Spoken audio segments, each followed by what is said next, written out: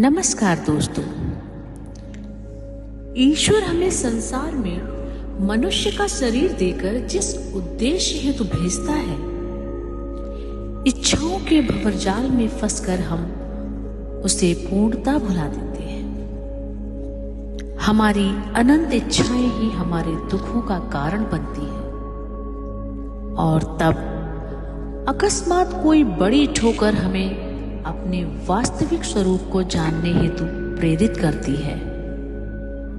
हमें सिखाती है कि सिर्फ ईश्वर भक्ति ही हमें दुखों से मुक्ति दिला सकती है।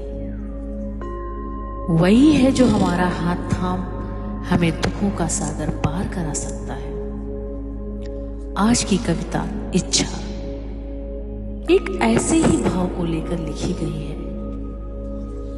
तो आइए सुनते हैं डॉक्टर सुनीता शर्मा यानी मेरे द्वारा लिखी गई कविता इच्छा।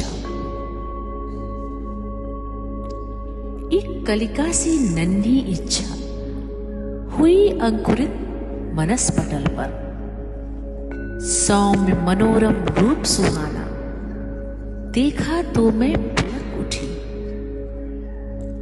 उर्वर भूमि पर होती विकसित भौतिकता का बीती नीर, रिक्त समय का पाती संबल नित नित गहरी होती मूल। नित्य खनेरी होती बेल उमगे आशाओं के फूल, बाधित होकर उग्र रूप ले लांग गई मन की प्राचीर। टूटे आस तब निकले कांटे, फैले उतना जितना कांटे। अंधा दर्पण मेरा मन अब हो गया विस्मृत जीवन सार। इच्छा वन में भटकी ऐसे भूल गई अपना अस्तित्व। धन को, यश को और पद को मान रही थी मैं पतवार। भाग रही थी तभी राह में मृत्यु से जा टकराया शीश। पीड़ा और भय की आंधी में इच्छा वृक्ष लगा हिलने। मृत्यु ने हाथ बढ़ाकर अपने इच्छा वन को साफ किया। उसकी तीक्ष्ण तपिश में तपकर स्वार्थ और अभिमान गया। उसके तेजोमय दर्पण में प्रकट हुआ मेरा अस्तित्व। पूर्ण चेतना मुक्त कर गई, सारहीन संसार हुआ।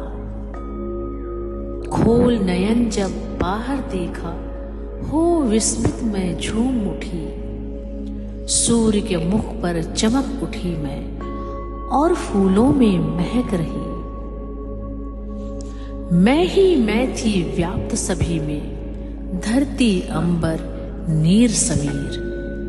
मैं ही मैं थी व्याप्त सभी में, धरती अंबर नीर समीर। धन्यवाद।